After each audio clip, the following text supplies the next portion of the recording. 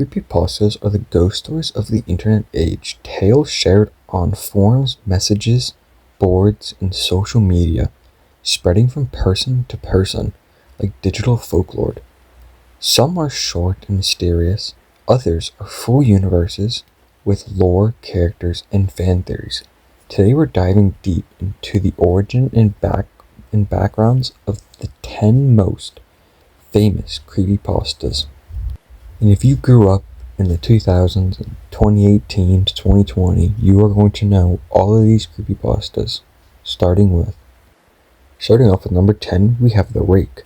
The Rake first appeared around 2006 on forums where users collaborated to create modern urban legends. The creature is described as a pale humanoid with long limbs and empty eyes. What makes the Rake so unsettling is how vague and unsettling the sightings are. Some describe it crouching at the foot of their bed, others say it whispers their name. The story gained popularity because it feels like a creature that could exist in the shadows of any home. It's not tied to a specific place or time, it's just out there watching and waiting. The Rake became a symbol of the unknown, a creature that represents the fear of waking up and seeing something you can't explain. With number 9, we have Smile Dog. Smile Dog, also known as Smile.jpg, is one of the earliest cursed image stories on the internet. The tale revolves around a disturbing photo of a dog with human-like grin and glowing eyes. According to the legend, anyone who views the image begins experiencing nightmares, hallucinations, and a growing urge to spread the image to someone else. The story plays on the fear of digital communication, the idea that something as harmless as a picture could infect your mind. It also reflects early internet cultures where people were still unsure what was real, what was edited, and what could be lurking behind a simple download link. And at number 8, we have Jeff the Killer. Jeff the Killer is one of the most recognizable creepypasta characters ever created. His story follows a bullied teenager who slowly describes into a madness after a series of violent events. Eventually, Jeff mutilates his own face, carving a permanent smile and burning off his eyelids so he never has to sleep again.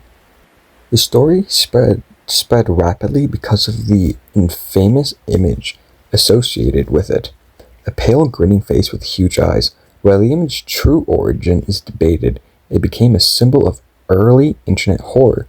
Jeff's story taps into themes of isolation, anger, and transformation, making him a tragic but terrifying figure. And at number 7, we have Candle Cove. Candle Cove is a masterpiece of a symbolic horror. The entire show is told through a fictional formal trend where adults resume about a strange children's TV show they watched in the 1970s. As they compare memories, they realize the show was far darker than they remember, featuring puppets that screamed unsettling characters and episodes that made no sense. The final twist is what made the creepypasta legend. One user reveals their mother told them they never watched the TV show at all. They just sat in front of static for 30 minutes. The story plays on nostalgic false memories and the eerie feeling that something from your childhood wasn't quite right. And at number 6, we have The Back Rooms. The Back Rooms began with a single unsettling image posted online, a yellow empty office space with buzzing fluorescent lights. Someone added the caption, "If you're not careful and you no clip out of reality, you'll end up in the back rooms." From there, the internet built an entire universe. The back rooms is described as an endless maze-like rooms filled with stained carpets, flickering lights, and a constant electric hum. Some versions include hostile entities, others focus on physiological horror of being trapped in a place that feels familiar but wrong. It's a modern myth born from Internal spaces, those in between places that feel empty, lonely, and strangely unsettling, and it also now has a movie. And at number 5, we have Ben Drowned. Ben Drowned is one of the most famous haunted video game stories ever written. It follows a college student who buys a used Legend of Zelda Digital Mask creation. The game begins glitching in impossible ways, characters speaking strange messages, music playing backwards, and a mysterious figure named Ben appears in places he shouldn't. The story is told through a mix of text and actual gameplay footage, which made it incredibly convincing at the time. Fans loved how it blended nostalgic with supernatural horror, turning a beloved childhood game into something sinister.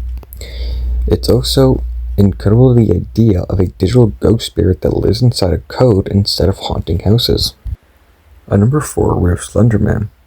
Slenderman was created in 2009 during a Photoshop contest where users were asked to create paranormal images. One user added a tall, faceless figure in the background of old photos of children. The internet took the idea and ran with it. Slenderman became a full, mysterious, and supernatural being who stalks forest, a creature who causes memory loss, a figure who appears in the corner of your eye.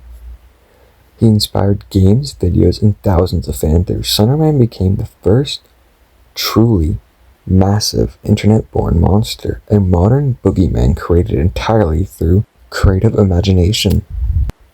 And at number 3, we have Squid vs. Suicide. So a little bit of a disclaimer, I will be actually playing the original video, Red Mist. If you do not want to see this, please fast forward because it is really fucked up. This lost episode creepypasta claims that the animations at Nickelodeon accidentally viewed a disturbing version of SpongeBob SquarePants episode.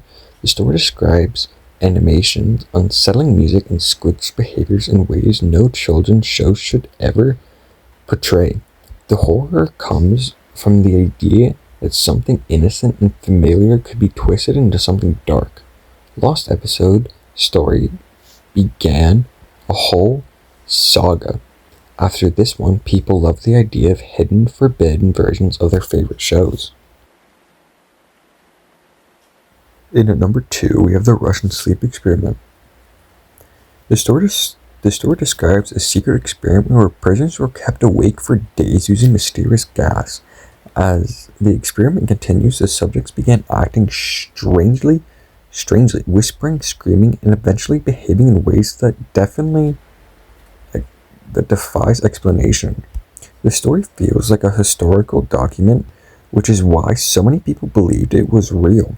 When it first spread, it tapped into fears of oncological science, government secrecies, and limits of the human mind. Even though it's fictional, it remains one of the most taking our widely spot, spread we have the creepypastas ever written. Foundation, but not just any, we have SCP-173. SCP-173 is the creature that launched the entire SCP Foundation, a massive collaboration universe where writers create fictional illuminati stored in a secret foundation. SCP-173 is a statue-like creature that only moves when no one is looking at it. The moment you blink, it snaps your neck. The SCP Foundation grew into one of the largest fan-created horror worlds online, with thousands of entities, artworks, videos, and games. SCP-173 remains the most iconic because it was the first that sparked the entire genre of specific scientific style of horror. Those top 10 creepypastas did not just scare people, they shaped what the internet is now with creepypastas. If you like these kind of videos, you should definitely hit that like, subscribe button, and tell me what I should do next in the comments below. These videos do take a long time to make, so let me know if you do want more.